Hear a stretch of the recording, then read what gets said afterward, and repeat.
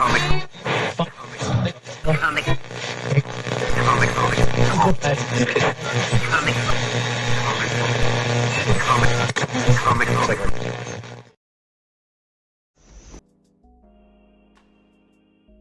right. Welcome, everybody, and thank you for being here. This is Comic Book Radio. I'm your host, Peter Cimetti, episode 102. 102. Tonight, my guest is SHAE the Red. We're going to be talking about paranormal experiences and unexplainable events in general and personally. Should be a fun one. The real JBC, what's up? Says, I have rebranded in order to better reach today's youth. Reaching modern audiences, perhaps? Well, good luck with the rebranding, JBC. Bobo, what's up, Bobo? Says, an island of calm in an ocean of insanity. Hope you're doing well today. Thank you for being here. Frederick in the chat as well. What's up, Frederick? Hope you're doing good. Ara in the house. What's up, Ara? Says, I made it back to a live stream. Sorry about being away for a little while. Hi, all, and hi, Pete. You never have to apologize, Ara. Thank you for being here. Thank you. Whenever you can make it, you can make it. If you can't, you can't. Much appreciated. Red Valkyrie in the chat as well. Says, hey, all, can't wait to chat with Pete tonight. It's going to be fun. Cyborg Valkyrie in the chat as well. Anyone who wants to see an amazing cosplay, visit Red Valkyrie and check out today's stream. I'll have to do that. I've seen SHAE do a lot of amazing cosplays.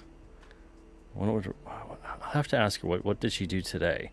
H is for Heretic. How's it going? Hope you're doing well. Thank you for being here tonight. Grape Nuka-Cola in the house. What's up? Says, hey, chat. Hey, Pete. I'm going to be looking pretty stylish this winter with that new hat.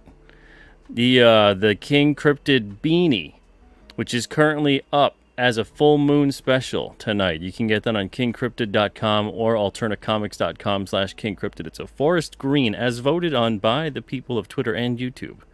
Forest green beanie with a yellow King Cryptid logo. But I don't want to break your heart here, Grape Nuka-Cola. That's not going to be ready, unfortunately, for this winter, as in like a month or two. Most likely January, February. Still winter, but not as quickly as I'd like them to be available. But I want to just let you know. Appreciate it. We also have, let's see here, What Geeks Do Network in the house. What's up, What Geeks Do Network? Thank you for being here tonight. Appreciate it. And indeed, yes, click like, hit that like, smash that like, gently push the like, be nice to it. And tell me how awesome SHAE is. There you go. Oh, look at that. Ara saying it right there. Also, make sure you guys subscribe, too. I'm finding a lot of people are being unsubscribed sometime because they're telling me. They're like, I'm subscribed. I ring the bell, all that stuff, and I find sometime I get unsubscribed. So make sure to do that. That happens to me every now and then. Not as often as it used to, but still make sure you're subscribed. The Beam Pad is here. What's up, Beam Pad? Hope you're doing good. Thank you for being here tonight. Also, I love haggis. I personally haggis. But if you like it, then you eat it. There you go, haggis. Creators Outlet. Hope you're doing well. Brian Suddenly Old is here too. What's up, Brian Suddenly Old? Grey Wolf in the chat as well. Looks like you guys are all here tonight for SHAE. Look at that. You guys want to hear some of those stories. Thank you, Rain7. Hope you're doing good. Thank you for being here tonight. Red Centric in the house as well. What's up, Red Centric? Hope you're doing good. Phantasmagorical also here. Fantastic. Blake Powell in the chat. What's up, Blake? Hope you're doing good. Thanks for being here. And Paul is here as well tonight, too. What's up, Paul? Says, green beanies looking good. Any chance we can bundle those together with the upcoming hoodies? Well, I know what you mean. The Alterna all over art hoodie stuff that's coming out. That's a campaign that's going to be starting in like a week or so. This is going to be gone at that point in time. This is only going to be up till the 31st. So if you do order it on the Alterna site, you're an all-star member, Paul. So if you want, use that code. Wink, wink.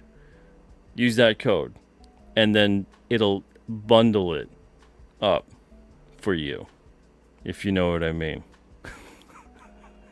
Hopefully you do. John's Longbox, what's up? Thank you for being here as well. Lion Mill Studios in the house. What's up, Lion Mill? Hope you're doing well. And I believe that's it. All right. I don't want to miss anybody, but if I did, I apologize. I want to bring on SHAE. She is the woman of the hour. And let's do that. Let's bring her on right here. Hi, SHAE everybody. the Red. Y'all are really sweet. I'm over here blushing backstage like, oh my gosh, what is happening? But yeah, I'm super excited to be here and Lots to talk of about love. stuff that most people think that I'm crazy for saying. So I'm happy I get to talk with Pete because Pete will just believe me. Exactly. Yeah. Well, there's no fun in this kind of stuff if we can't have a degree of letting the person at least say what occurred and then going, Yeah. okay, it probably did. I can't explain it. I wasn't there. I don't know. Yeah. There's You know? there's a lot of weird crap that happens around here. I'm trying to get rid of my SHAE language because I'm on Pete's channel and got to show respect. Thank you. Yeah. You get to use one F-bomb, but I mean, Ooh, but if anyone's ever watched Red Valkyrie, they know one is very few for me. well, I appreciate you curbing it tonight. I will. Yep, I got it for you. yeah.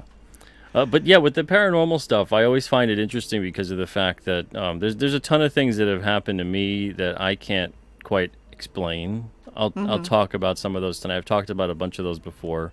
The biggest reason I wanted to have you on to talk to you about this, though, was because last time when you were on, or even when I was on your show, we had talked about a bunch of these things after, and it was just like, we just have to do a show talking about Yeah, stuff. because there's just too much. Like we probably talked, I want to say, for at least another 20-30 minutes about just crazy stuff, and then we're like, why is this not live? This should be live. This is good content. There's a lot of good stuff. And, so now we can have a dedicated show. It's we're a couple of days away from Halloween, so Perfect time. it is. Although I will say one thing. I don't know if you see this by you or how long this has been going on. To me, I can remember this has been going on for about 15 years. I can't get used to seeing kids trick-or-treating when it's not actually Halloween. Yeah, it's weird. So it happened a lot in Utah where I grew up because predominantly like religious areas and stuff. And so if you were going to trick or treat, they were really big on like, we have certain days that we do Bible study with the family, and we have certain like family activity nights, and you have school, and like, so there was a couple of times where they shifted it, but it was usually like the fringe homeschool kids that shifted when they would do Halloween, and then all the rest of us were like, yeah, I'm going out Wednesday. Like, I don't know what your problem is. I will go out Wednesday and then go to bed at like an obscene hour and wake up super early and go to school just hopped up on sugar, and nobody's going to care. So I don't know. It's awkward to me. I also can never tell how they collectively decide when they're gonna do trick-or-treating. Yeah, because it isn't always just like the Saturday before Halloween. I've seen it occur where it feels like there's an observance day of Halloween taking place. It's so weird. And I'm like, you if you guys think that I'm gonna have candy like, multiple days, you're and there insane. When I was a kid anyway, which wasn't that long ago, there wasn't even like a rain day for Halloween. It was just look, if it's snowing, if it's raining, if it's great weather, if it's not, whatever, it doesn't matter. That's Halloween, and it is what it is. Well, okay, I grew up in Utah. Do you know how many times we had to go out trick-or-treating in full snowsuits? Like, you would have your costume, and if you didn't choose something that was big, like one time I went as an M&M, which was great because I got to wear like thermals and sweats and everything underneath, and I was super warm. But there's other times where you're like, I'm going to be a princess, well, a princess costume isn't warm, so it was, I put on snow pants, I got my skirt out over it, I got a big old jacket over the top, and you just go and like, trick or treat, I'm a princess. Okay, it's cold though. And like, everyone was like, yep, I see the tiara, here you go. You're like, cool, thanks, and just I love running how off. it's like you got to kind of prove you're in a costume sometime to get Just that like make candy. sure you have a hat with it, and then you're Like, good. Look at the thing. This Okay. little princess outfit, I'm so cold. Yeah, I can't get used to it. I can't get used to it. I saw a couple kids It's so today, weird. and I Yeah. was like, "Is it Halloween?" Well, It makes me horrible think I thing- skipped like 3 days. I think I need to turn off. So my lights are now dawn dusk sensor lights, and I think I just need to like shut them off for the next couple of days and be like, just don't ring my doorbell. Like, I just we're not trick or treating this year. I'm not doing it. Y'all are expensive. I keep getting adults too. It's the worst part is when you have adults that Wow. are taking around small kids and they're like, "Can mom have a candy?" I was like, "Yeah, mom could go to the store and buy her own candy. Are you kidding me?" It's like absolutely that 2 miles that way you can go and like, you hit up a Oh, grocery for store. us, it's 2 blocks. It's like right at the entrance of our. Just right there. That's There's a even Gears crazier. bags. Go ahead. That's even just down the street. Go Like, help I'm yourself. not giving you. Why would I? I spent $13 for this tiny bag of like fun-sized Crunch Yeah. bars. I'm not giving you one. Yeah, and now of course, I mean that's not paranormal. It might be a little abnormal. It is very but abnormal. but yes. it is not paranormal. I do No. dig. I do dig this kind of stuff, though. Gray is saying where they live, the churches do something called trunk or treat for Halloween. Trunk kinda- or treat was. I kinda is a dig huge that. thing. Yeah, That's a real big thing in Utah too, because they feel like it's safer. To me, it's kind of creepy though, because I'm like, well, if somebody wanted to like do something to your child, couldn't they just like chuck your child in the Let's- trunk and drive off? you know. Let's hope there's people that are actually doing that with their kids. And they're I'm hoping that parents aren't like, let me drop you off at trunk or The treat. trunk or I'll pick treat. you up later. Like, stay then- with your child. yeah, absolutely. That should Built-in go getaway without car. saying, but I mean, nowadays a lot of things in this world should go without saying, and we often find that they have to be said. Yeah. It's like when you watch a commercial and at the bottom it's like, don't perform this stunt. You know, it's like the Mm-hmm. craziest thing you ever seen, and you're like, who would do that? You know, and then you go on the internet and you're like, wow, there's a lot of people that Oh, tried so to many people did that. Wow. do that. It's the same thing when they're like, if you're allergic to any of the ingredients within this medication, don't take the medication. And I'm like, or do and have natural selection take you out, because I feel like if you're allergic, you should just know to not take something that has it in it. Which is Kind of your responsibility. yeah, you know, common sense. It's kind of a weird phrase nowadays to say common is. sense, right? It's not common. And that kind of is a good segue for me to introduce the paranormal, because I find there's a lot of things nowadays that are paranormal that if we look 50, 100 years from now, they're going to kind of be considered pretty normal. The way 50, 100 years ago, certain things would have been metaphysical, paranormal, unexplainable. And then now they're kind of mundane, and we're like, yeah, that happens because of that, you know? And so that's always what's so interesting to me about this kind of stuff, is because there are various things, though, that have still persisted throughout time Oh yeah. that people can't seem to find a way to explain. Yeah. And there's a lot of money and effort gone into some of these things from governments, corporations, whatever, the combination of both, to suppress and cover up a lot of the stuff from being exposed or researched or anything like that. So, Oh, yeah. which obviously, as soon as you get, especially if you get governments going in there and kind of trying to hush up a situation, it's automatically like, yeah, this is real. This is real. They don't want us to know. It's clearly something really bad, and it's hilarious too because I work, like I'm active duty military, and the amount of people that are like, just tell us about the aliens, SHAE. And I was like, do you think that they would tell me about the aliens? Like they're not going to tell me anything. They looked at me and went, not her though. Like, tell somebody else, but don't tell this one because she'll probably say something on YouTube.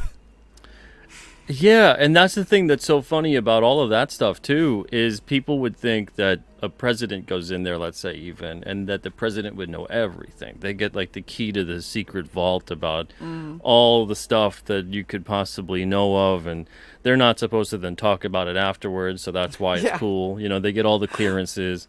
And the Yeah. thing is, president's one of the most fleeting positions in our It government. is. It is. It's like, Like it. the most you're there 8 years. You Yeah. know, there's Yep. there's people in Congress. I mean, there's like small town mayors that'll be in a place for like 40 years. Yeah. Exactly. Exactly. Well, and like even me, I've been in the military for 17 and a half at this point. Like I've joined and been through so many presidents at this point. It's insane. You know, I think that I'm on my fourth, and that's because Obama had 2 terms. So it's crazy. Aliens are a need to know. Yeah, I don't have that Yeah. need to know. Exactly. They're a need to know type of thing. And there's a lot of different classifications obviously that are going on, and they're not going to give that to certain people who either become president or just are that's just not the way a lot of that works. There's people within the facets of government. There's people within facets of corporations that know more about people within government. You know, Oh, so yeah. it's Absolutely. interesting as far as those topics go. But so the paranormal, shifting a bit to away from aliens and into things like ghosts and haunted occurrences and Yeah. personal experiences. You know, we'll dive into like shadow people, sleep paralysis that seems to be like it's difficult to explain away. Oh, yeah. Yeah, And I got some know good stories with those. you've got a lot of those. Unfortunately, yes. Yeah, is there anyone in particular you want to start with? Okay, so one of the it's more timid because it really ties into like a nightmare as a child, right? But this is one that like has kind of stuck with me, and I've seen bits and pieces of this throughout my life since having this nightmare, and it's been really difficult to explain how. So when I was probably about 9, I had the worst nightmare I've ever had in my life. Basically, I had a nightmare that took place in my basement. My dad, aunt, her husband, and my mom were monster hunters. And in this dream, Wait. Were they in the dream? They were in that, the or dream. In the dream. I was gonna say, No, like, I mean, wow, like they in might real have life. been. They could have been. My parents were the type that definitely could have and just not told me. You gleaned something from. Yeah, right? Like I was like, oh, I didn't know that you did this. This makes so much more sense now. Now I get all your friends. But in the dream, basically, I couldn't talk and I couldn't really move. I could just look around. So I was standing at the last step to my basement. And my basement was super creepy. Like everything about my basement was wrong. We had a built-in bar and drop ceilings, and like just nothing about this basement ever felt good. And after this had dream, the same basement. I had the same basement in the house I grew up in. yeah, That the, stuff like was the creepy. sunken with, you have like the windows that are up and then everything's Yes. underground, and you're Yeah. like, oh my gosh, I'm And gonna the die built-in in here. bar, and I'm like, there's a dude behind that bar. Yes! Oh, every And I'm freaking like- time. Anytime my and- mom was like, can you go downstairs? I Yeah. was like, do I have to? Yeah. I need you to get this. I don't And you want to. get what you do, and then you bolt it out of there. Book and you're it like, up you the stairs smash as the fast light, and you're as- like, Yes. So in this dream, my parents were all talking, and there was like an Elvira chick, there was like a, witch's finger hanging from a chain from the Yeah. ceiling, like all kinds of crazy stuff. And my dad ends up going into a room that doesn't exist in our basement and coming out with a teenage boy who is swearing up a storm. He's got Liberty spikes. He's got big old Janko jeans before they were a thing. He's like got the snake bites that weren't a thing. And he had glowing red eyes and fangs. And he was yelling at my dad like, man, I didn't do anything. What are you doing? Like, this is crap, blah, blah, blah. And then he looked at me and he just kind of hissed. My whole vision like shook. And then when I heard people talking off to my side, and when I kind of like shook my head and could see again, I look over and that same dude was crouched behind the bar in our basement, and he was telling my best friend who actually lived across the street from me all of the best ways to kill me, like in graphic detail. And then when I realized what was happening, she turned and looked at me horrified. He looked at me again. He hissed again. His eyes glowed red. And I woke up in my bedroom screaming bloody murder. My bedroom was pitch black. And so and like the worst part is the way that my house was set up, I had my bedroom, we had upstairs, we had downstairs, which is where the dream took place, a bathroom, and then my parents' room at the end of the hall. So I jumped out of my room because I couldn't be alone. I ran to my mom's room, my mom and dad's room. I shook my mom like viciously trying to wake her up. And she wouldn't wake up, and I couldn't stand still because it was dark. So I booked it back in my room, realized I was alone. And all this time I'm having to run past the same basement, stairs to the basement where the guy was. And I couldn't tell, like I was just all kinds of frantic. I tried to wake her up a couple more times, and then I ran and I smacked into the corner of the wall. And our walls, I don't know if you had this, Pete, but the way that they used to do a lot of the plaster walls and everything, and I think they still do in a lot of them, it's a metal, like a flexible metal corner that they put to reinforce the drywall, and then they spackle over it. Yeah. I smashed into that face first. When I did, white flashlight, and then I don't know how, but I was basically seeing myself as if I was up on the ceiling looking down, and I couldn't hear anything, but I saw 9-year-old me screaming, stomping my feet, holding my head, now stuck in front of the stairs going down to the basement. Just screaming and stomping and crying. And I saw my mom, who had gotten up, who was really tired, like come over and kind of hug me. And then my vision went white again. And I woke up hours later in my bed. So when I woke up, I thought all of that was a dream. Like, I woke up and was like, oh my gosh, that was the worst dream I've ever had in my life. I go out, I say hi to my mom, and she's giving me this weird look.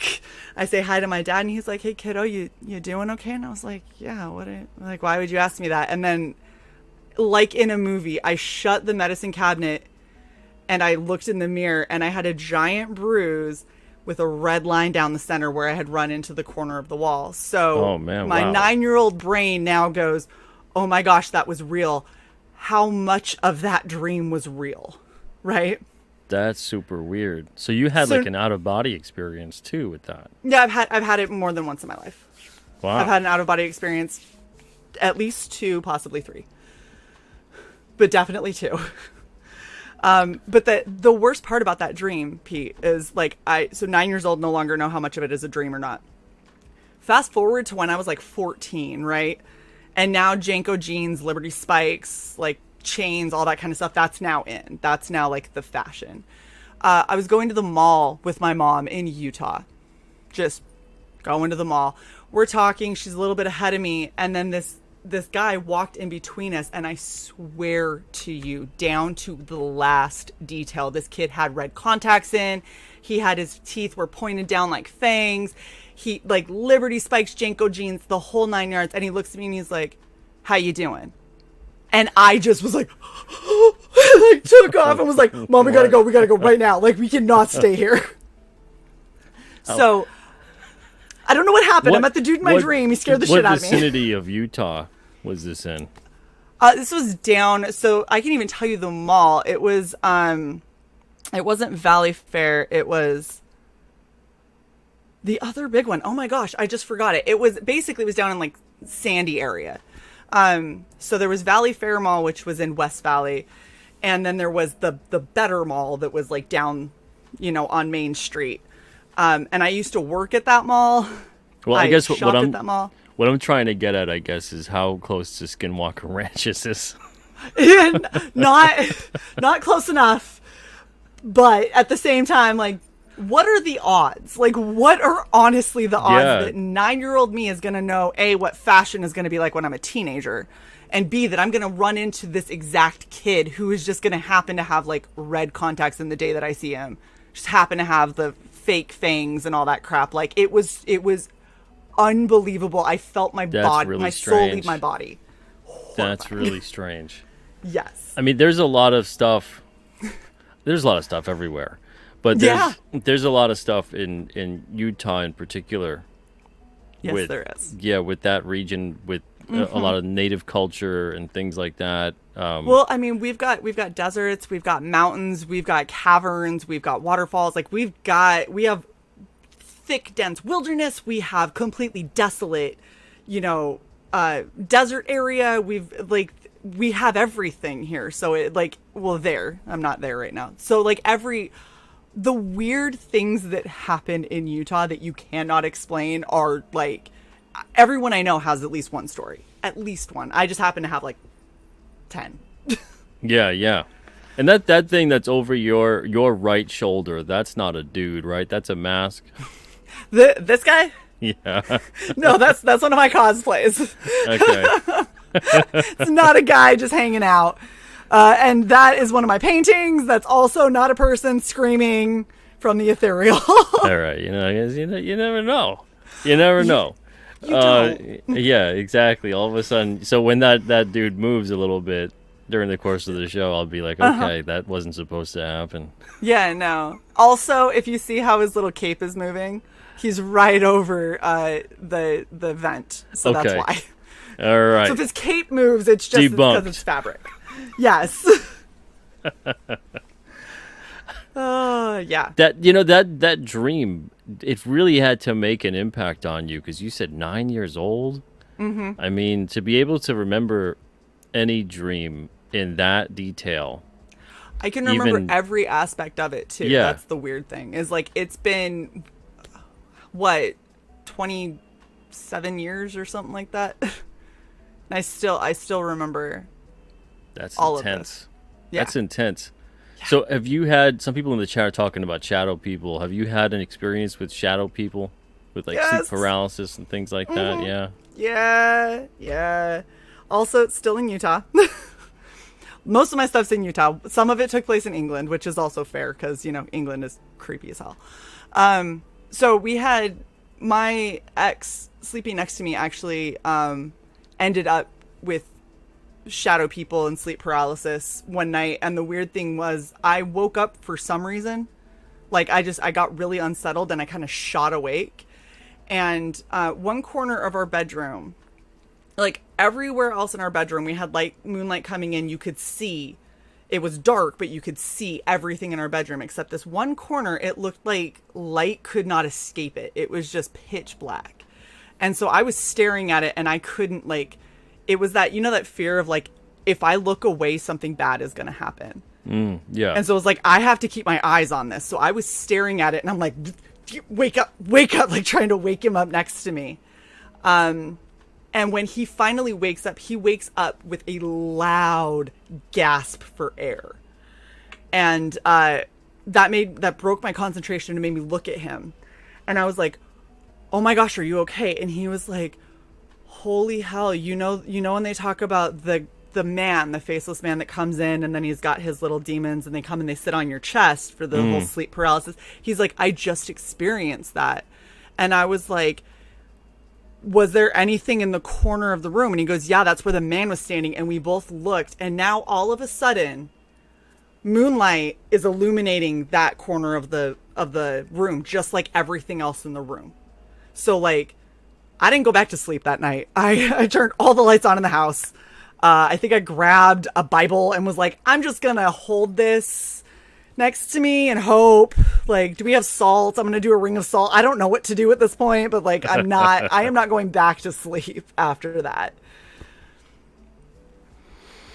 It's terrifying. Yeah, I've had my fair share of sleep paralysis type shadow people stories. You personally, have you experienced it? Yeah. Oh my gosh. 3 that are really distinct and probably well over a dozen that are foggy in my mind, but 3 that were really, really just creeped the hell out of me. No, wait, I want to hear them. So one of them I've talked about a lot on this channel, and it was back when we were living in Gloucester, Massachusetts, which is super haunted. Yeah, that's a good place. Yeah, that's a good place for creepy crap. Yeah, and it's. I had a lot of really weird experiences, and this one really, I still can't to this day explain it. It is the worst shadow person experience I ever had. And so it's about 5 or so in the morning, and I'm in the middle between wake and sleep, which is when a Oh, lot of yeah. this kind of stuff happens, right? Always. But I'm locked in, I'm fixated, and my in this state, whatever it is, my eyes are open, and I can only tell that my eyes are open because of the fact that I can't see for crap. Like, these are prescription, right? I've worn glasses since I was like 6, and so I could make out everything's blurry as all hell. So Yeah. I know when it's a dream. When it's a dream, everything's crystal clear. Yeah. I could see. No, I totally When it's- understand. I had yeah. really bad astigmatism before I had PRK. So I got you. Yeah. So and that's how I know every single time with these experiences I could tell because I'm seeing my eyes are open, and I could see I can't really make out the room. Now where I'm seeing sometimes, of course, because I can't see too well, I'll be like, that's just like a blurry shadow of a thing, and that's what it is. The thing is that I'll see blurry, weird type shadows and never feel the presence of that shadow. You know what I mean? Yeah. Right? Like, when there's like you're in an empty room and the room feels empty. And when someone else is in there, the room doesn't feel empty. Even if they don't make noise, even if nothing, you feel a presence. Even if a pet is around, you'll feel a presence, right? Anything living, you can feel the energy of that living creature. Yeah. So there's been plenty of times that when I'm in this state, I'll see a shadow and I'm just like, oh yeah, whatever. It's just a shadow, try to get back to sleep. So in these particular instances, especially this one, I'm like, what is that? That doesn't make sense. And it is darker than the other shadows in the room. So as the shadow moves, it starts to glide, right? It starts to glide over. Ooh. And I'm laying on my side. And I'm seeing it from the corner of my eye, it gliding over, and it's coming down to me. And I'm hearing in my head, not with my ears. It like the sound's coming in my head. Yeah. I'm hearing a breathing sound, like a very slow, Gosh, like I hate that sound. I hate that sound so much. like that kind of a thing. And I'm like, what the hell is this? So I've already experienced stuff like this. So I'm just kind of just trying to stay calm as much as I can, even though like this was the first time ever I experienced one where it's coming to me and getting in my You're like, face. it's fine when you're over there, but like, don't. Yeah, like if you're gonna stay towards over me. there and you're gonna still kind of do your Right, weird like, little we're moving cool. around thing, but you don't actually interact directly with me. You're Yeah. creepy. Okay, fine, right? That's fine. Be creepy over there. We're Yeah, cool. so this We're thing cool. comes down, right? And it gets into my frame. As my hand is going, it gets right in front of my face like that. Oh my god. Right? Now, this thing, it's there for a few seconds and I can see it, and it's already darker than the shadows in the room.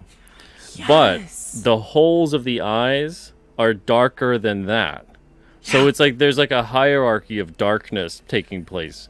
Yes. So I could see these two big dark holes for eyes and a dark mouth that's already bigger than usual, right? All of Yeah. a sudden, the mouth gets really big, like a foot and a half, just down, like stretches down. And as it's doing that, it's yelling so loud, and I can't hear it. I can feel the vibration. I feel the vibration of it as it's doing that. Like, think about like a subwoofer. Like it's just cranked. Where you like, feel the and you feel the vibration. yeah. Right? I feel that as it's doing that. And my friggin' heart's like pounding through my chest at that point. And I'm just like, and I can't close my eyes. I'm in like that mode. I want to close my eyes as much as I can. And I can't close them. And I'm just, in my mind, I'm thinking, please just go away. Just go away. Just go away. You're like, we don't got to do this. It's fine. Yeah, I'm like, you're not here right now. Go away, right? And eventually, after it starts doing its thing for about maybe 5 seconds, it just poof vanishes, right? And kind of has like a weird mistiness to it when it vanishes, and then I can see again the corner of the room that should be there, and I don't feel the presence anymore of the thing. And it's just like I'm able to kind of start shaking out of the sleep state at that point, and I get Right. up, Like and I'm just like, adrenaline. I go right to the bathroom, just like splashing my face with water, and I'm like, what the hell was that? And that was the last time. We don't live there anymore. We're in New Hampshire now. We've been in New Hampshire for like 6 or 7 years or so. totally less but that was the last haunted time in New Hampshire. yeah we got different energies going on here, and there's still different things that have occurred, but that was the last time I saw a shadow person or felt the presence of one. And then the two other times, not as horrible. One of them, this is when I was living back with my parents when I was a lot younger. And just like a dude with the big, talk about the guy with the hat. He had kind of like a weird long brim sort of hat. Yep. And it's just, you get the outline of him, and he kind of disappears, like melts into the floor the way the darkness of him is, where you can start Just to kind see of through pulls. him a bit more. Yeah. And he just kind of be shaking like this back and forth, you know, and I'm just like, what the heck? And you hear the breathing sound, you know, so I heard that and I felt the presence. I hate that breathing sound. And it's very ominous because you don't know if they're gonna come to you. That's what creeped me out so much about the other one. Right, it's like Was it because I suddenly just moves and you're like, no, yeah, stay. just expecting to be over there like they usually are. Yeah. And the one that came to me in Gloucester didn't have the hat or anything. It was like a shape of form of a person, but it was mostly like a head with shoulders that just kind of like wiggled along. Well, like, and that was the when I saw like the corner, I noticed that the corner was darker than normal, and for whatever reason, I couldn't see anything. I couldn't see a shape. It was just like pitch blackness. But it felt like I was staring directly at something, because in my head I got an image of what I was seeing without me seeing it. Like everything I saw was just a sheet of complete darkness. But in my head it was like a freaking little nymph dude, and he was kind of like in the corner and everything. And then when I was talking to my ex and he was describing what he saw sitting on his chest, they were the same thing. And then we started doing the research about the Shadow Man and everything. And he normally travels with like 2 to 4 of these little nymphy creature guys. And those are the ones that sit on the chest and keep you paralyzed. And the other ones just kind of creep you out by going around you and stuff like that. And so I was like, oh my gosh, was I like staring at one? And it was like, uh-oh. It can see me, and it was just like frozen in the corner until I looked away and it was like disappear, and then like look back and he's gone. I'm like, okay, where did it go? Like it was here a second ago. Where did it go? Is it under the bed? Like I don't want to move now. And I've heard really oversimplistic explanations for these things. Oh yeah. You know, and I'm just like, I just can't. I don't buy it. I'm sorry. One of my favorite explanations is, so if you have astigmatism, anyone who has never had astigmatism, maybe not won't understand this, but the way that astigmatism works is your eye muscles it's almost like they're different strengths, right? Some of them are stronger and some of them are weaker. So when they contract and expand to try and allow light in to regulate the amount of light that you see, they don't do it evenly. So one of the problems that you have with astigmatism, it does a lot of blurriness. It does a lot of starbursts. I ended up having to cope with a lot of this by telling myself that all of the weird shadowy things that I see moving when the lights are off is because my eye is constantly trying to expand and contract to get as much light. Trying to focus on something. And so that was my explanation, but here's the problem. I've had PRK. My vision is way better than it was, and I still see that stuff at night. And so I'm like, okay, but if it's corrected and I can still see it, like, it's getting harder to justify that that's what it was. Yeah. Oh man. Yeah. The third shadow person thing for me, but it's more of a sleep paralysis thing than a shadow person thing. Was when I usually sleep on my side. And when I was sleeping on my side, I hear the breathing again, and I feel the energy of someone near me. And I'm alone. This is probably, I was maybe 14. And I feel 3 fingers come around and press on my, and just do 1, 2, 3 down. Oh my gosh. And I was like, and I hear the, I was just Horrible. I was like, this is great. This is great. We're gonna do this today, are we? Oh, I hate when you just have that And moment where you're like, this yeah. shit's happening now. Like, And I eventually like I got out of the state of the sleep paralysis state and just like tried as much as I could to will myself to just move and just roll, like kind of just like roll away and just kind of like, and I was just like chucked my pillow in the direction of it, like a crazy person, and was there, of course, but the feeling of the three fingers coming down one at a time, just like right on my shoulder, right between like right there on like the yeah, it was just that was really weird. And then hearing the noise, feeling the presence, it's always feeling that presence, that vibration is what I'm feeling, that like a really low frequency bass kind of it always vibration. makes me feel like I'm about to throw up. Like, it just is so unsettling in the pit of my stomach anytime I felt something like that, where you're just like, this is not okay. Yeah, This is a bad moment. And like that stuff, like I said, I haven't had any of that in years, and I've talked about it before. Being in New York, I had a lot of bad, crazy lucid weird dreams, good and bad. Then getting out of there, going into Massachusetts, strange experiences, that really bad shadow person one. But in New Hampshire, I feel, even in waking hours, I feel it's a different energy up here. A totally different energy. I haven't had any of that. Even when I do feel some kind of energy, it feels a bit more explainable. It doesn't feel dark.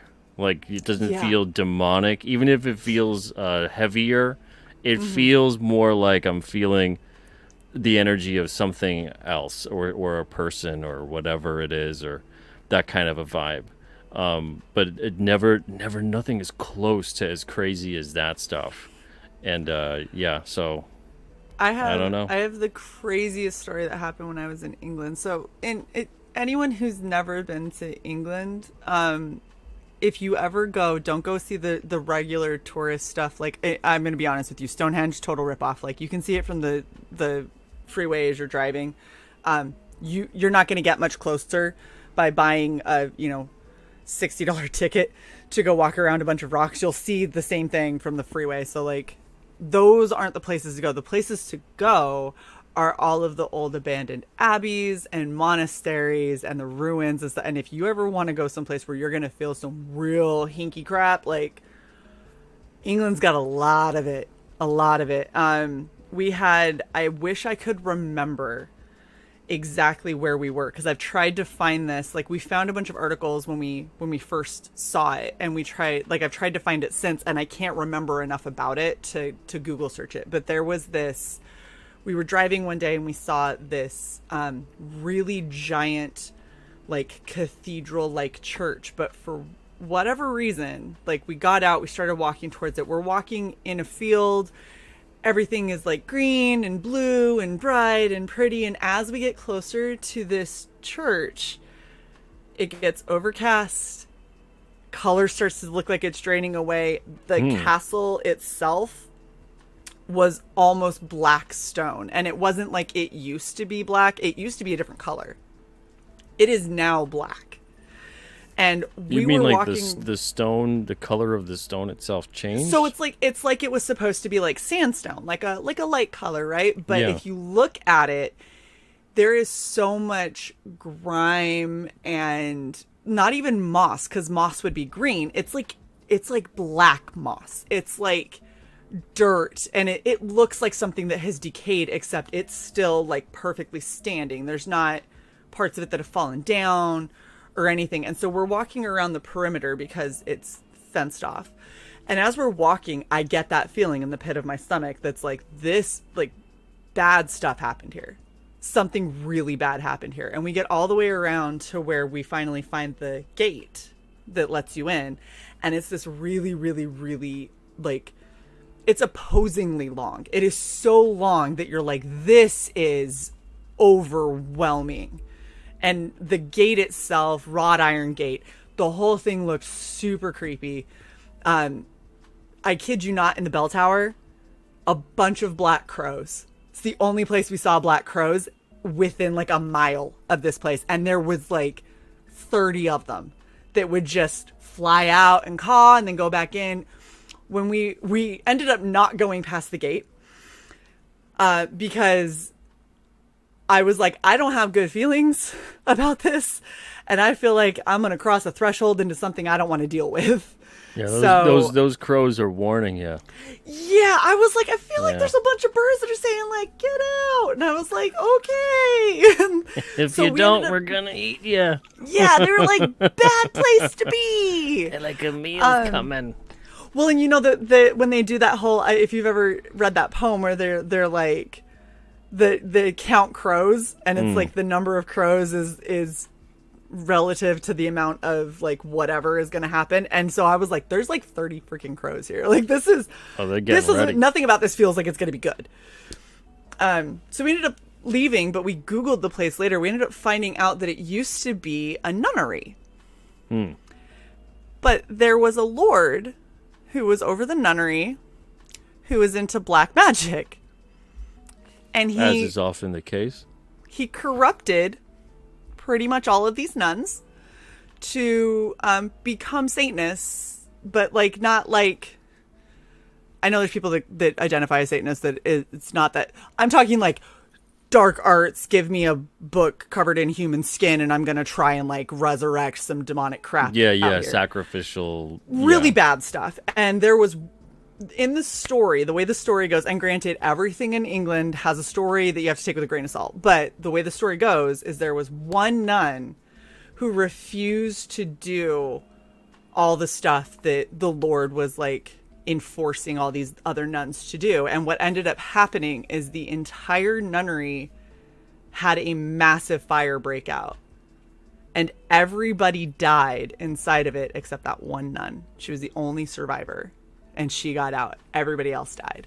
And so when we were walking past it, I was like, oh, there's a whole bunch of bad spirits stuck there. I don't want to go near it. Like, nope, I'm done. I'm out. I'm really glad that we didn't walk past those gates. Because that was just creepy as all hell. But I think the worst thing that happened in England was, I'm pretty sure that at some point we had something kind of follow us home. And stuck with us for several months. Follow you home from where? So we went on a couple different places, like ghost tours and things like that, and had some weird experiences. I had something we were down in a dungeon where they would like throw people, 40 feet down. They'd break legs and stuff, and they just like toss food down to them, and people would just die in these dungeons. And we were in one while they were telling us about this, and I had something that was taller than me. Its mouth was about my eye level, and it was puffing in my eye.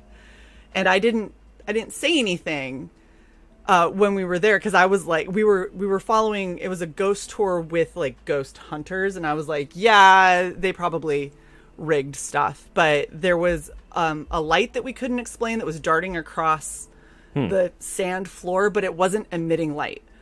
And when they lit a candle, tiny little flame candle, you could see the entire dungeon from one candle.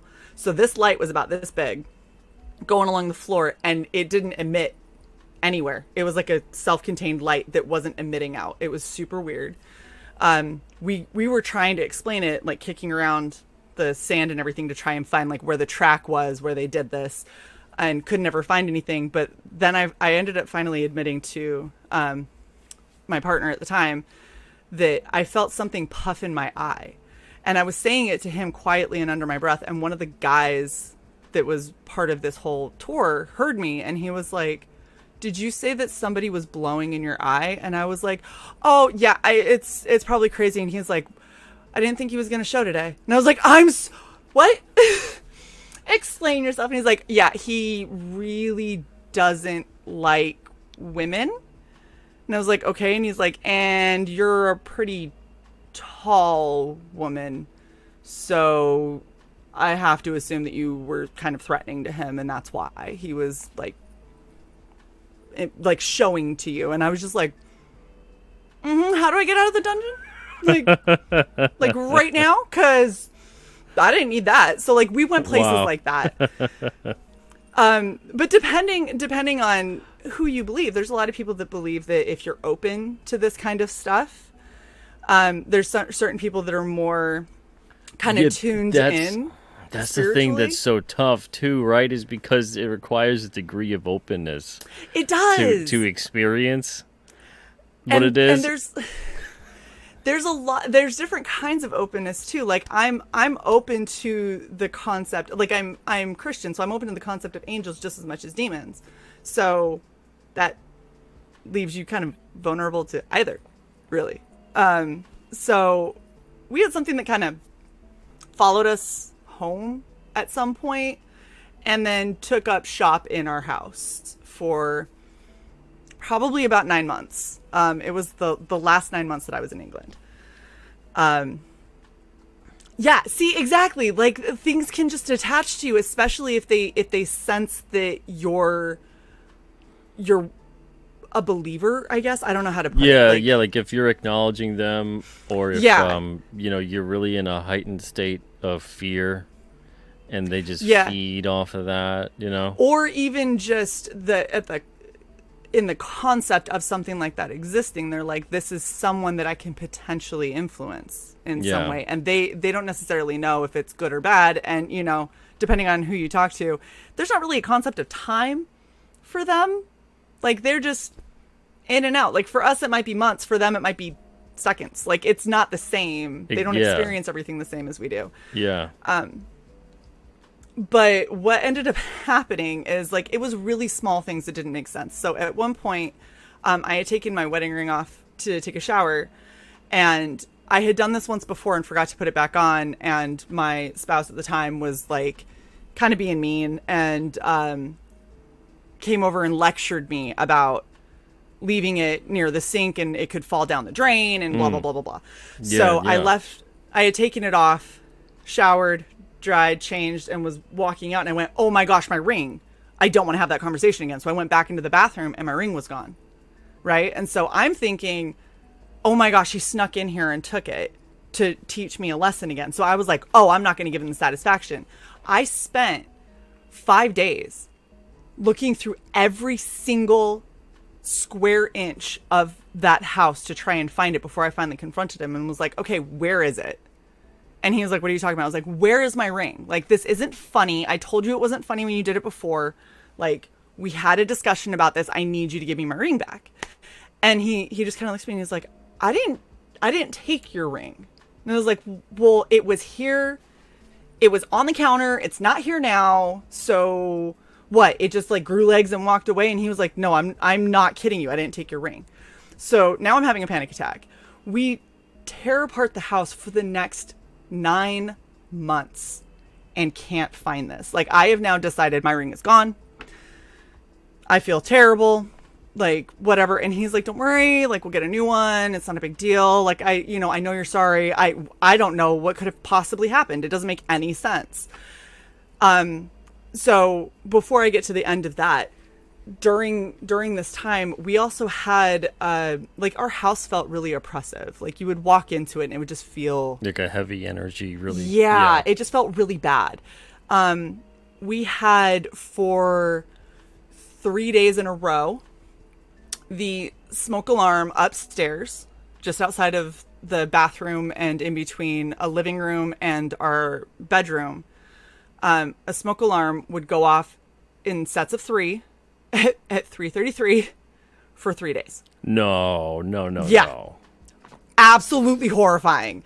Especially because I would, like, the first time I was like, what? And I go walking out and I'm like, that's so weird. And then I got this, like, overwhelming sense of fear and was like, I don't want to be in the hallway right now. And so I just went back to bed and was like, okay, whatever. And then it happened again and I was like, that's not okay. And when it happened the third time, I ran out to try and catch it before it hit the third one. And right as my hand went up, it beeped one more time and then it stopped. And I like took it down. I was, checking it and everything. And while I was holding it, it beeped 3 more times in my hand. And I was like, nope, I'm done. I quit. Like, you're not even attached to crap. I know that there's an internal battery, but at the same time, negative, sir. So we had that kind of stuff. We had our dog. It's actually really sad. Our dog ended up having a dislocated hip out of nowhere. Super, super strong and healthy. It didn't make any sense. She had a dislocated hip. She was limping. She was whimpering. I'm freaking out. I take her in to the vet, and they're about to close. And they're like, we'll bring her back in the morning and we'll take an x-ray. And I was like, okay. And so I bring her back, and I'm just trying to make her comfortable. And she starts standing up and then dropping herself down on her hip repeatedly. She popped her own hip back in place. So then I take her back to the vet, and they're like, well, there's no point in, like, she's walking on it now and she seems okay. And it sounds like she knew something was wrong and corrected it. So, let's not just shoot her full of radiation and whatever. Just take her home, make sure she doesn't jump on anything. And so I was like, okay, cool. So I take her back, and, 2 days later, 3 days later, she won't like leave my side. She just seems really on edge. She really wanted to get up on the couch next to me. So I ended up pulling her up on the couch. She's laying next to me. I'm working on something. And like the TV's on, and everyone just felt kind of agitated, but we weren't really paying attention to it. And out of nowhere, my dog starts screaming. I've never heard a dog make this sound, but she just starts screaming like in agony. Wow. And I scooped her up, and I was like, oh my gosh, I don't know what's happening. And I was cradling her. And then all of a sudden I felt her like kind of relax. She urinated all over me. And when I went to set her down, because I was like, oh, maybe she just really needed to go to the bathroom and she was having a hard time. When I went to set her down, she was gone. And my entire house felt different. And it almost felt like the only way that we could explain it was it felt like there was something that was really oppressive that was trying to affect like whatever it could in our house. And it felt like it went after my dog. And at some point, it almost felt like there was a benevolent spirit that was like, that's enough. We are done. And just like showed up and was like, no more. And like took her and saved her from this. It was horrific for us, obviously, because she literally died in my arms. And wow, that's horrible. It was really, really bad. And not to totally bring this down, like that was horrible. And then we're getting ready to leave. Like I'm getting restationed back stateside. And so it's been like 4 days maybe since we lost her. And we have the movers coming the next day. And I was like, okay, well, we're about to go to the hotel. I was like, I just need to move the clothes from the washer into the dryer. Like, let me just do that so they'll be dry. So when the movers come, we can just throw them in a box and we'll be good. And so I go into the house. It still feels kind of hinky, but it doesn't feel as oppressive as it has for the past 9 months. And when I opened up the washer door, it was a front load washer. And in our rubber seal, we had 2 large holes in the seal that were just, they had been there because it was, an old washer, and we reported it and they didn't care. And on one side of one of the holes is half of my wedding ring, because it was one of those come apart. Half of my wedding ring, and then in between the 2 holes on the 1-inch rubber that is there was the other half. So it was within millimeters of falling into this washing machine and being gone forever. And it was in a pile of clothes that we had checked at least 10 times. We had washed them, we had dried them, we had worn them. Like, it made no sense. And that was the last time I was in that house. That's what I got, was my wedding ring back. And so like we left, and I was like, screw England, I'm never coming back. Like, I'm done. That's strange. It was insane. I've never experienced something like that before. And when I left, I felt, when we finally got to the hotel and we're sitting there, and it's our first night in the hotel, we've got a parrot with us. It's him, me, my, partner at the time. And we're sat there, and I was like, is this the first time you feel like you could like breathe? And he was like, yes, what is that? I was like, I don't know what was with us in that house, but screw that crap. That was horrible. Like, it was abysmal. It was the worst thing ever. Did you ever do research about that area after the fact to see if there was any other kind of No, oddness? I should have, or- and I still can. I know exactly where I lived, but the weird thing is that house. That was one of the houses that all of like the American military, like it was constantly rented out to American military because they had, you know, washer and dryer like is a not couple normally of, something that you get. Sounds like a couple of British spirits don't like you guys. I don't know. They were not happy with us, and I was not happy with them, and it was really creepy, and I did not like it. The war is still going on. Yeah, exactly. They're like, you dumped our tea, and I was like, it wasn't even me. I like tea. That's interesting. Yeah, well, really, and see, that's the thing is all my other stories happened when I was a kid, so you can explain it away as like, well, you're a kid. Like, kids, you can't rationalize something. Clearly, it's a spirit, you know? And I was like, no, this happened, and I was between the ages of 24 and 28. Yeah.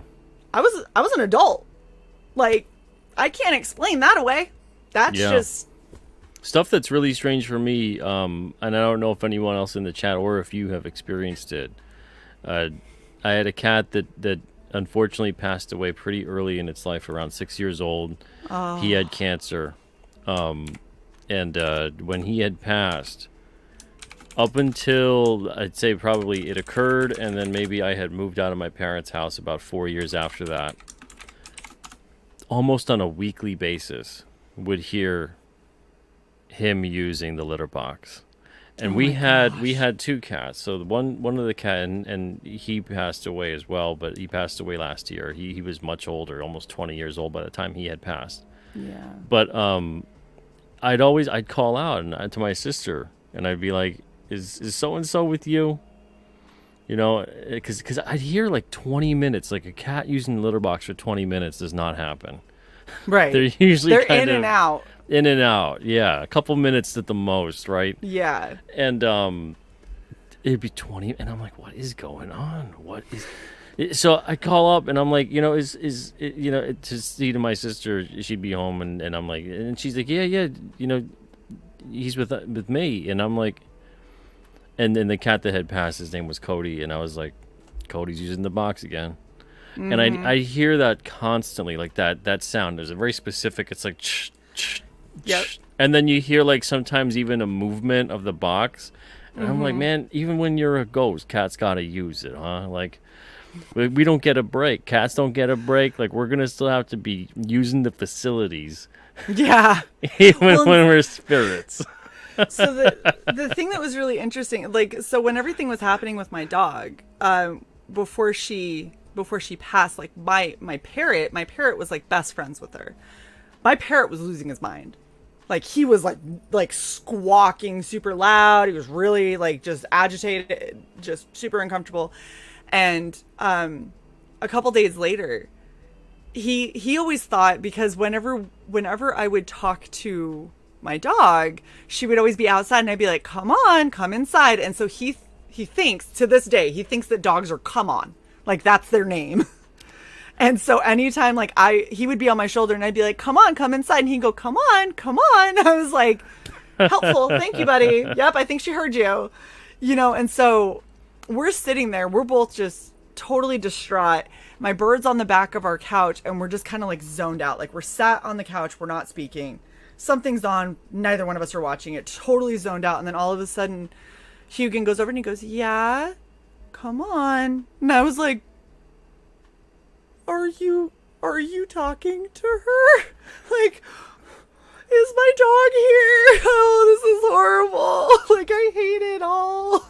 Wow. Probably.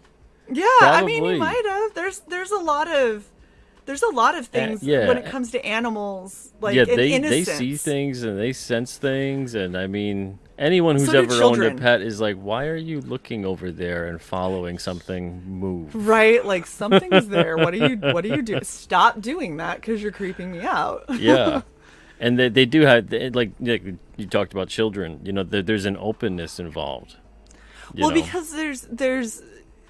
I mean, they don't. It's not like you have to convince them. There's not like shame attached to thinking that you saw something. There's not ostracizing or like, they're just it's there. There it is. I've babysat kids who have talk to people that aren't there. More than once. Yeah. Anybody in the chat have an imaginary friend? Anything? I never had one. I never had an imaginary friend. But yeah. I never had an imaginary friend, but I definitely had, like, there was, again, it was like the seeing in your head but not seeing with your eyes. I always pictured a little girl in a white dress that would, like, run along the bottom of my bed, like, on the ground, not on my actual bed, but like at the foot of my bed. She would like run across, and then every now and then she'd look at me, and then it would just disappear out of my head. And I was like, that is an overactive imagination. And then after a while I was like, this is happening kind of frequently for this to just be my imagination. I was like, and it's not like I could never, like, I tried talking to her, and if I said anything she would just turn and look at me, and then she'd disappear. And I was like, I mean, she can't be an imaginary friend. She doesn't say anything. It's not a friend. It's just a little girl creeping me out in my room all the time. Very interesting. Jetto Jaga says animals and babies can sense evil people. Mm-hmm. And I don't know these people well enough to say good or evil or whatever. But this happened. It was interesting. We were at a farm sanctuary that has a bunch of animals that, you know, used to be on farms, and now they're just kind of living out their days. Yeah, just chilling. So we visited these animals, and me and my wife, and this was years ago, and we're just walking along, and there's all these sheep and chickens and a cow, and, you know, it looked like a whole manger going on, at least 30 animals or so. And there's a sign, you know, don't put your fingers through, don't try to feed them, all that stuff, right? They all just start coming up to me and my wife, and they're all very curious, and they're all like, you know, and they start like rubbing against the fence, and I kind of, you know, I'm like, whatever, screw it, right? I start petting one. It's like, if they bite me, they bite me. Who cares? Yeah, whatever, right? and so they're all like nice, and they're just making like little happy noises and looking around. Then we start to go. All of a sudden, we hear them freaking out. Freaking out.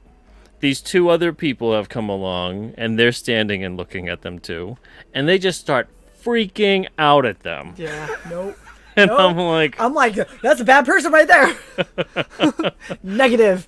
You, like I said, I don't know who those people are. I can't, I'm not gonna say good, bad, whatever. But the animals certainly did, and the animals were. I've never seen animals lose it like that at people, just like squawking. The sheep like practically like scream, yelling at them. Yeah, that's the worst when sheep scream. It's like the scariest sound too, because it sounds like a woman being murdered. Yeah, I was like, I didn't know that the sheep could sound like that. They sound like a woman being stabbed to death in the street. Like, it's horrifying. And these all 30 of them. Oh my god! Freaking out, and then they stopped and they were quiet again once those people went away. Because the people were like, "What the hell?" And they were even freaking out. And they kind of like hurried along too. And then the animals stopped, and then the next bunch of people were kind of like looking along, and they were just like, you know, kind of just sitting there and whatever. But like with me and my wife, they came up close and they were acting, you know, very friendly and curious and everything, and and then it was insane to think the same group of animals, the next people that are losing their minds. I had never seen or heard anything like that before. Oh, I have a story kind of like that. We were walking, the dog that eventually ended up passing. Like, I fully believe she was like a little guardian angel. Like, she was the most amazing dog ever. She was super smart and everything. So she's the most friendly dog I've ever had. She loved everybody, unless you gave her like a weird vibe initially. Like, she would be your best friend, whatever. So we were walking on this creek trail, right? So there's a lot of like creeks and canals and stuff throughout Utah, like through rural areas and through suburbs. So we were walking along one of these, and we get a pretty good ways in from like where parking or anything was. Like, we're a mile and a half maybe. Out of nowhere, on this bench, there's this dude in a full-on suit, tie, dress slack, like nice shoes and everything. Like, this is not what you wear to walk this path. And he sat on this bench, completely like perfectly upright, and he's just staring straight ahead at nothing in the canal, just staring, right? So we're walking, and I kind of looked at him, and I was like, oh, that's a little awkward to see. And all of a sudden, my dog, that is the sweetest dog on the face of the planet, all of the hair on her hackles just stood straight up, and she starts snarling at this dude.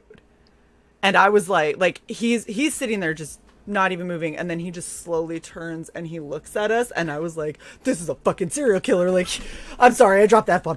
That is a serial killer. Right? That's my one. That's a serial killer, and he is looking where he hit a body, and we need to go. And so we're trying to, like, come on, let's go, Winnie, let's go. And she, I kid you not, did an arch and made us stay on the outside. So if this guy got even close to us, she was gonna rip him apart.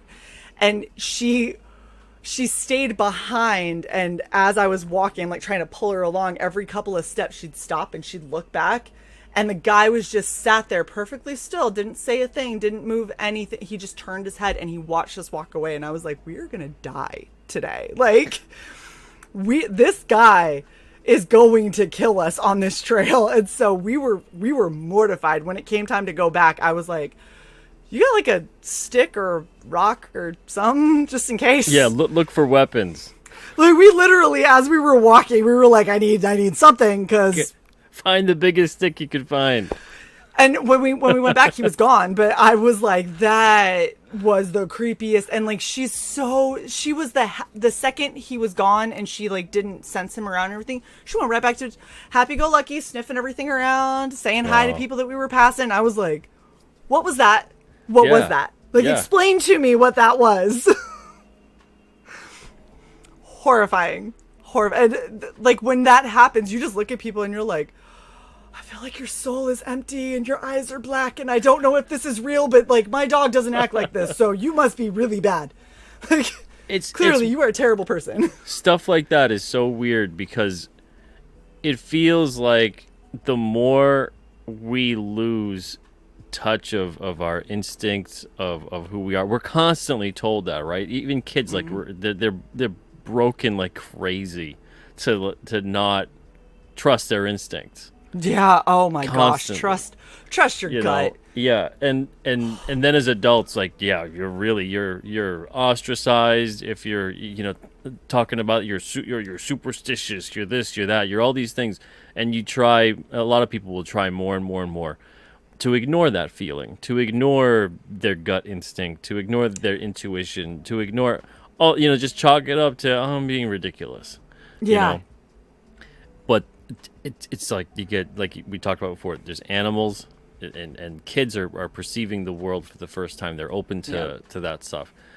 So they're in tune with something that a lot of us have lost, and sometimes purposefully are trying to ignore. And I think it's so important for us to try to embrace a lot of that again, about what your 100%. Instinct is. So I listen to a murder podcast that I just adore. It's called Crime Junkies, and I can't listen to that. I can't. I listen to murder on like a grand scale. Like No, I'm one of those false flags. Like, I wanna like get into the psyche of killers and be like, why are you so broken? Like, I went down that road years ago when I was doing tons of research for the chair. And I just I'm tapped out. I'm tapped out. I don't need any more of that. I go through spurts where I'm like really, really into it. Like Homicide Hunter is one of my favorite shows that I watch all the time. My podcast that I've been binging has been Crime Junkies, and just understanding human behavior is just something that is crazy for me. One of my favorite things that they say, they've got one of their mottos is like be weird, stay alive. And it's that whole, like, if your stomach tells you something, do not discount it. Like, be weird, be rude, embrace stay that, alive. Stop worrying about being polite. Yep. Just the polite ones. That's how Ted Bundy got everybody. Okay. Ted Bundy got everybody because they wanted to be nice, sweet girls to help him. And he looked like he was a handsome man that was just, oh, I've got my arm in a cast or my foot, in a cast, and I need some help. And then he would like bean you in the back of the head with a tire iron. Like, just be rude. Just be rude. If somebody's like, hey, can you help me with this? Nope. Sure can't. Have a good day. I am gonna survive. Yeah. Yeah. Yeah. We, yeah. A lot of us either turn off that reaction because you're like, I'm being ridiculous. Don't be rude. No, Don't be rude. Screw it. You're never You gonna know? see him again. Yeah. It's like we were talking about before with common sense at the start of the show, that it's Exactly. it's very uncommon nowadays, unfortunately. It is. It is. But yeah, a lot of that stuff, and I feel like it's by design. I feel like it's by design to want people to turn off their instinct, to want people to turn off that emotion that kicks in, that fight or flight instinct, you know? The one that will keep you alive in various scenarios. Well, so if we go back to the whole like demons are just as real as angels are, that would be exactly what a demon's goal would be, is for you to not listen to that inherent human characteristic that tells you when something's off. It's like the greatest trick the devil ever pulled off kind of thing, you know. Exactly. Oh my gosh. And if you guys ever want a really good book that will give you a really interesting like glimpse into a potential mind of a demon kind of thing, you need to read the Screw Tape Letters. Like, the Screw Tape Letters are amazing. It's C.S. Lewis, and it is shockingly accurate for what I think that, you know, a lot of like demonic possession happens and like demonic influence into lives and stuff. A lot of people are talking about, you know, it attaches to you. And in this, it's literally like demons are assigned people to try and pull them away from faith. And depending on how good that demon is at their job will depend on how successful they are. And this is it's a really good book. Even in modern language, what do? We talk about, oh, that person's wrestling with their demons. Yeah. You know, we just kind of, it's just flippantly used. And it's like, why do we go to that phrase? Why do we think that that works? Why do we think that we should say that? And there's a ton of things that we do like that with language. And these euphemisms that are just like, it's an expression. Oh, it's just a thing we say. And it's like, no, it came from somewhere. There's a reason. Just like, what was it? Sheldon had said your stomach having neurotransmitters. That's why you say you have a gut feeling. Yeah. And I was like, yeah, it makes sense. Makes sense to me. And Admiral Wackass has a really funny one too. It says that they talked about Screw Tape Letters in our youth group as an example of how demons work. I'm telling you, that is how they freaking work.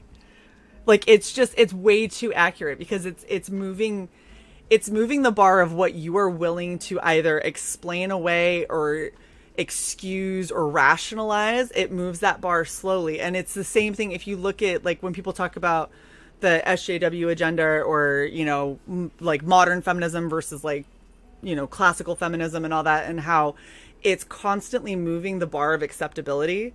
Oh yeah, until you end up in a place that doesn't make any sense. It's and you don't know how you got there. Little steps. Because if you do something extreme, people then will everyone acknowledge will it. recognize they go, it. Yeah. That's horrible. Wow, we're not doing that. Like, why would you do that? And then they rubber band the other way. Yeah.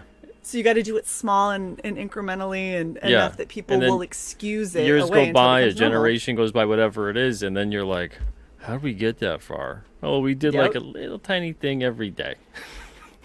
Yeah. It's just the way positive growth also happens too. Yeah, it is. You know, how do you get to where, you know, the crazy thing you want to accomplish that you feel is so impossible to do? Well, you got to start a little something every single day, and then as time goes by, you're like, oh wow, look at that! I achieved something incredible. I didn't think I could do that 5 years ago. Yeah, exactly. That is and exactly people how acknowledge that, but then there's so many people that don't acknowledge how the other thing happens, and it's like it works. It goes back to that whole thing, and the reason. So whenever I talk to people and they're like, how can, like, you seem like a rational person, how could you say that demons exist? And it's like, because in order for me to believe that angels exist, I have to acknowledge that demons would have to exist. You can't have one without the other. You can't have light without dark. It's like that dusk till dawn conversation, you know, about now why he's believing, because he's like, I just saw those things, and if they exist, there's got to be something good. That's the one thing that I've said is like I don't ever feel the need to like, when people like evangelize their beliefs and stuff, I don't ever feel the need to do that because I'm like, if you've had some of the experiences that I've had, you unequivocally have proof to you, and I can never give this proof to anyone else. Like, I could tell you about it and you could think it's interesting, but if you haven't experienced it, it's not going to hit the same. And so for me, I'm like, I actually wanted to be for a long time. I wanted to be like a demon hunter. Like that was something I was looking at. I was looking at the exorcist route for people that are not of the cloth, but are like the assistants to exorcisms and things like that. SHAE the Red Demon Hunter. I think that's the first time I'd be okay with a self-insert comic book. Like I really did want to kind of go down that path for a long time, and the more I was looking into this kind of stuff, I was like, I've had a lot of experiences that haven't been very good, that I can't explain any other way, that has told me that something's got to exist. And I've had, a lot of things that are just feelings of like affirmation when really bad things have happened, that all of a sudden that really heavy feeling that just dissipates entirely. And I'm like, this is the worst. Like when my dog passed, that was the worst moment of my life right then. It was absolutely horrific. And I was like, this is the first time I feel comfortable in this house. And that is so upsetting because my dog just passed and she never did it. She was the best dog I've ever had. She was the sweetest dog in the world. And it felt like it was just something saying, okay, I've had it. Like, I'm done. Stop tormenting innocent souls. We're not doing this anymore. And like, banish them out of our home. And it was crazy because I was like, I feel so guilty because I feel at peace and I don't feel like I should. Yeah absolutely, man, that really hits. Rain 7 says, I removed rationalizing to explain away that stuff, not me hiding the truth. No way. Nice. Yeah, and that's the thing is I'm all about people embracing their experiences. What I'm not about is people trying to hijack other people's experiences, right, to use them for their own gain. Yeah, there's a lot of that, good or bad, and there's a lot of that. Like someone goes through something horrible, and then all of a sudden, quickly, it becomes all about them, and it's like. And then before you know it, it's been so out of control that the original thing that occurred to someone else is so lost in the mix because it's been hijacked and turned into this other. It's mutated and that to me is it's unbelievably wrong. And people that you see do that time and again, it's like a Munchausen by proxy kind of a thing of wanting so much to get that kind of sympathy from people for something. People love being the victim. Like, a lot of people love being the victim because when you're the victim, it wasn't your fault. You were just, this horrible thing happened to you, and all these people come out in force and remind you of what a good person you are and how strong you are to get through it. And the amount of people in my life that play the victim card for every single thing that happens in their life. I'm like, you can't possibly be the victim every exactly. Because we all experience stuff that's like that, and we'll all like let people know when we hit our limit. But there's a difference, and you can follow a pattern with people too, because you're like, okay, every time that person allegedly goes through something, they never seem to learn from it, want to try to not have that repeat, or course correct in any conceivable way whatsoever. It's just like, it's a constant embracing of everything's just happening to me and I just can't do anything about it. I don't even know why. I try to be a good person. You're like, oh gosh, no, you don't. It's like, well, what are you doing? And then especially when you try to offer solutions or help in any conceivable way that involves them actually also doing something too, to acknowledge the situation they're in and maybe take steps to avoid having that happen again or to stay in that situation. And they're like, Yeah. Like they just kind of give you that sort of answer of like, not gonna do that.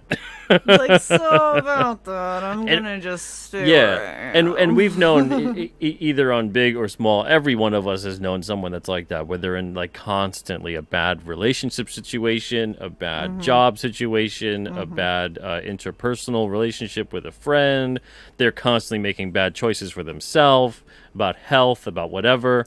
Like we've all known people that are in that position all the time, and then they're always just like, "Woe is me," and it's like, okay, Yeah. I care about this person. Let me see what I could do. And because if you care about someone, you want to be like, okay, Right. maybe here's something you could do that you're not in this situation, you're not suffering this way. And time and again, they're just like, nah, I'm not gonna do that. I'm not gonna Yeah. do that. Well, and I think one of the worst things about that, like totally off of the supernatural side of things, but one of the worst things about that is when people are constantly playing the victim, it causes people who actually are being victimized in some way to try and rationalize what they're going through and be like, "Oh no, it's not that bad," because like if you're a person who has only heard people be the victim for every single thing in their life, you don't ever want to be associated with that. And so when you go through something that is genuinely bad, that people, you do deserve that support and people to try and come out and help you, you're like, oh no, it's not that bad. It's fine. I'm good. I can get through it. And you end up downplaying what it actually is so you can try to not be that person. And then that ends up robbing you of actual support that you should be getting. Yeah. Because you shouldn't have to go through this kind of stuff alone, but because of other people constantly playing the victim, now, It's like a people that boy who actually cried are. wolf type of thing. Exactly. And you're like, I don't Yeah. want to be that. So I'm just going to be like, no, I'm good. And then you end up with people that are falling into, horrible depression or things like Yep. that because they don't feel like they can ask for help because they don't want to be viewed like that. Exactly. Yeah, Tippy McTell says, Tippy Tell McKitty says, be a survivor, not a victim. That is a good Yeah. switch on it, because a victim, it's like you are powerless. It feels like you're powerless to Exactly. do anything. Yeah, you're Survivor surrendering is your something. power. Yeah, and Survivor, something bad happens to me, but I'll be damned. I'm gonna stay down here. I'm gonna rise from the ashes stronger than I was before. Yeah. It Like, depends but- how you let that incident, that trauma define you. Yeah, absolutely does. And some people want to be defined by it. Like honestly, like Oh my even gosh, with yes. me, there's a lot of videos on YouTube from years ago when there was a lot of crap coming my way, and I was addressing a lot of it. I privated all of it because I'm like, at this point, I don't want to be defined or remembered for a lot of that. Oh yeah. No, Because I I've get it. moved on. That's it. Over, done with. Chapter closed. You know what I mean? Yeah.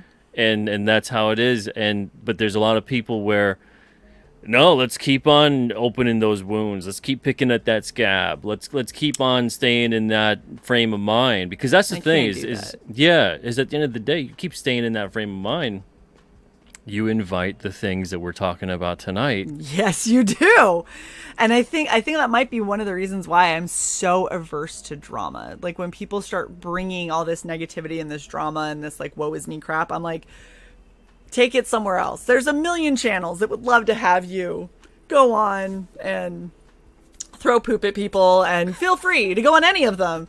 But don't bring it to Red Valkyrie, because I don't got the time, the energy, or the spiritual like overflow for you to start opening that crap to me. Like I already know that I'm prone to a lot of this kind of stuff showing up in my life in one way or another, and the only way that I can really guard myself against it is by being like, I'm not playing this game. Like I'm not getting into this. I'm not, if you want to come. And that's the funny thing is I've actually been in situations where something happened and it was so unsettling to me that I actually said out loud, and I was like, you done? Because I'm not going anywhere. You're not going to scare me away from here. And I'm like talking to nothing, but I'm like, just in case there is a demon that is messing with my crap and thinks that they're going to scare me away, I'm just letting you know you're not doing what Uncle Screwtape does. You're doing what his stupid nephew did, and I'm going closer to my salvation than I am to you. So you might as well just stop. Like all you're doing is fueling my fire. And again, I think we're going to find that, and I'm a firm believer that we need both the spiritual and the scientific. I think they both help each other. Absolutely. They both inform each other. And I think we're going to 100%. find that things like, exactly what you're talking about, and then you can put a slightly more scientific spin on it, talking about manifestation and this and that, and quantum mechanics in terms of how certain things work. Just the fact of you observe a particle, it changes the state of the particle, and all of that. Various forms of, I know a lot of science right now doesn't want to talk about consciousness, but that is a thing that's explaining a lot of the stuff that we're talking about tonight that seems unexplainable. Absolutely. Yeah, I think we're going to find eventually that, there is a truth to the fact that people are manifesting these kinds of energies, these kinds of things that harm them or help them, depending on what they're doing, how they're speaking, how they're living their life, what they're thinking, and then how they're following through. Well, so a really interesting thing, I really, really wanted to be a neuroscientist for a really long time, because I like the idea of the way that your brain works and the physical changes in the brain that can result in like personality changes, logic, reasoning, all that kind of stuff. And one of the things that I've studied a lot was everything that we do, every thought that you have is an electrical impulse, right? There's an electrical current attached to every thought, every action, everything that you do. So there's an energy associated with it. And if you are constantly living in a more negative mindset, they've actually shown how that can degrade parts of your brain that can attribute to having a lot worse things like depression and anxiety, which can actually eat away at parts of your brain. Schizophrenics, they have less gray matter than other people do. People with OCD, they have more gray matter than the average brain. All of those things are attributed to a lot of the electrical impulses that happen and the energies around your body. So why, if you are constantly living with all of these negative energies, why would that not potentially open you up to much deeper negative energies impacting you? It's resonance, Exactly. Yeah.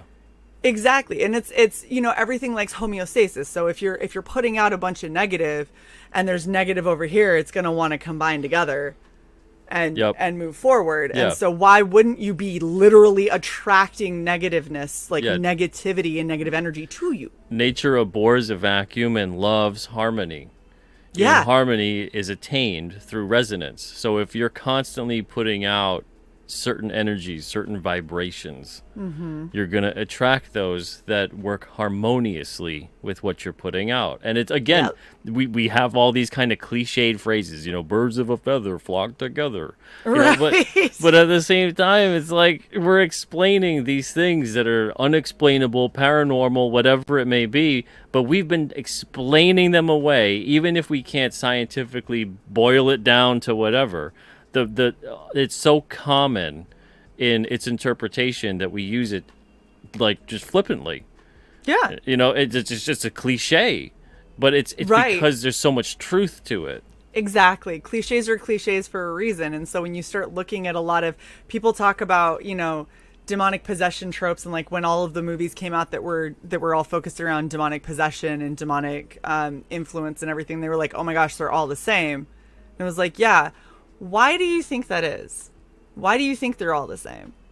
Like, you're hitting the same tropes because that's what people experience. That's what actually is going on. And then Hollywood just kind of amps it up a little bit so it's a little bit creepier. But I've 1,000% been somewhere and heard something mechanical go off in a room that I'm not in and been like, that can't happen without physical intervention. So how did that just happen? Or go in someplace and be like, I swear I shut that door. Why is it open? And most people just go, oh, I must have forgotten. And then you shut the door. Whereas I go, where's my cross? I'm just going to just real quick. Like I actually have, this is from after my dad passed. Like we all ended up with crosses. To kind of memorialize him and everything. And ever since then, I'm like, dude, I don't have the same, like, I've still felt stuff. I've still felt that unsettling feeling, but it feels a lot more standoffish from me. It feels like there's more of a distance. And it's one of those things where I'm kind of like, let's go, like, do this, because I'm like, yeah, I'm empowered now. Like, and then I'm like, hey, but for real, like, let's not, though. Like, I really don't want to, because it's actually really terrifying.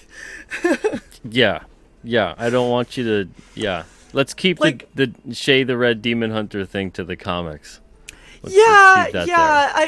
There's a reason that I'm trying to write a horror anthology, and it's because all of the crap that I've either experienced or that runs through my mind frequently whenever I'm in those moments of like, things feel really unsettling right now, and then I'm like, oh, what if this happened, and then this, and then this, and I'm like, oh my gosh, this is a really, like, why is my brain doing this? And I'm like, oh, that'd make a great comic. Let's make that a comic right now. That is terrifying. Yeah, yes, it is.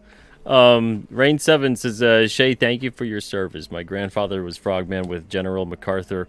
My family, all Wow. U.S. military, dad and 2 uncles, Korea, Vietnam, then brothers and sisters, Desert Storm. Man, oh man. Wow, that is a lot. Thank your family for their service. My goodness. Holy smokes. That I've only got a grandpa that I never met and a step grandfather that were in the military, and everybody else was like, deuces. Like, no thank you. Man, oh man. Yeah. Yeah, so, speaking of, I don't want to mention it, but there's been a lot of weird on my end. I'm hearing them anyway. I don't know if the audience is. A lot of weird audio glitches from SHAE tonight. That's not good. Maybe, like, do some, like, sage smudging, something, whatever may be. And I do have some sage I can, if I need to. clear the air. Yeah. Another cliched phrase.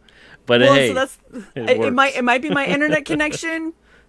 It might be something else. Who knows? might be something interfering with that internet connection. It's an audio demon. I love you guys. It's Right. freaking amazing. It's like the mailer demon. Remember mailer demon? I'm like, mailer demon. There's a demon that got my email? Yeah, I don't Whoa. need that. I don't need that. Why the Like, hell were you guys? They could do have you know how much called spam it. I get? When that was all, they could have called that whatever they wanted to. Why are they calling it a demon? because they think it's funny. They think that it's like, to you and me, we're like, that's a serious phrase. That's a serious term to call something. And they're like, har har, cause demons. You're like, yeah, I keep that attitude up. It sent that Eventually you'll see email 'em. to hell. Email hell. The Right. mailer demon dragged it down. Right. That's exactly what I picture in my mind Oh my with that. When the gosh. first time that came back to me, like years and years and years ago, like AOL, and you're like, mailer demon, what? Oh my gosh. All right. Tippy Tail says the audio's fine there. Well, I guess it's haunted over here. It's on my end then. Maybe So, it's Pete's that could be it. headphones. I'll be doing that too. Then I'll be We'll just both like, let's just do a smudge real quick. let's just Let's bless the house. clear the air for a second. Just a second. Full It's moon. fine. Full It'll be moon in good. October. Oh, Halloween's a couple days away. Yeah. it's totally What could go fine. wrong? It's not like this is when the veil's thinnest or anything. We're good. What could go wrong? What could go wrong? It's good. It's good. It'll be fine. Everybody, thank you guys so much for joining us tonight. It was a great show, real fun show. Super fun. Yeah, we talked about a whole lot of everything involving paranormal experiences and unexplainable events. If you guys have any of your own, you want to leave comments on the show, please feel free to do so. If you want to reach out to SHAE and commiserate, I'm sure she'd appreciate some of that too. Go check Go her for out. it. She's got I've got her channel links in the description of the show as well. So go tune in to Red Valkyrie, and also got your personal YouTube as well in the links on that Thank description. you. Yeah, That's no so sweet of problem. you. No Trying problem. to Everybody- actually do art. yeah. Well, keep it up. Keep it up. Thank you. I'm we gonna need try. we need more positive creation in the world to fight the negative nonsense. Agreed. Agreed. Yeah, that's what makes it all go away. Yeah. Fighting the Positivity. negativity with the negativity is like, I get it. It's got to get, and I'm not saying calling it out is different, but going into the same realm in which that negativity exists and then lurking among it, eventually you find like crap. You look around and all you're surrounded with is the same negativity you were trying to fight. It Yeah. takes you over It before does. you even know it. It does. But getting out there, putting out positive creativity into the world, connecting with people, sharing experiences, making some kind of value, something that enriches their life as well as yours. That's how you crush that other stuff. Well, and just like you were saying, the universe loves harmony. So if you put out enough positivity in there, then the harmony will be having all of that positivity come together instead Exactly. You'll eventually drown out a lot of the negativity. So that's my goal. My goal is to try and bring in positivity, and all of the haters and the drama and the, negative crap I try to keep in the back burner. Totally. 100%. And that's the way to be. Thank you guys for being here tonight. Really appreciate it. Thank you all for your questions, your comments, everybody chiming in with your experiences as well. SHAE, thank you so much. Absolutely. And it was a blast. And I'll be back. So good. I'll be back tomorrow night at 9:00 Eastern with Kelsey Shannon. We're gonna be talking about all things horror. It's gonna be a horror show. How did you manage to get Kelsey to return a message? You'll have to tell him to freaking respond to my DM, because I've been trying to get a hold of Kelsey have my for ways. years. I'm pretty good at communicating with cryptids. That's fair. That is fair. Yeah. And Kelsey is very much a cryptid. Exactly. So I have my ways. Fantastic. So we'll have a fun show tomorrow night, 9:00 Eastern, with Kelsey, talking about horror comics, horror movies, all kinds of cool stuff getting in the mix of the season. Until then, everybody, have a great night and Bye, an even everybody. better tomorrow. See you guys. Mwah.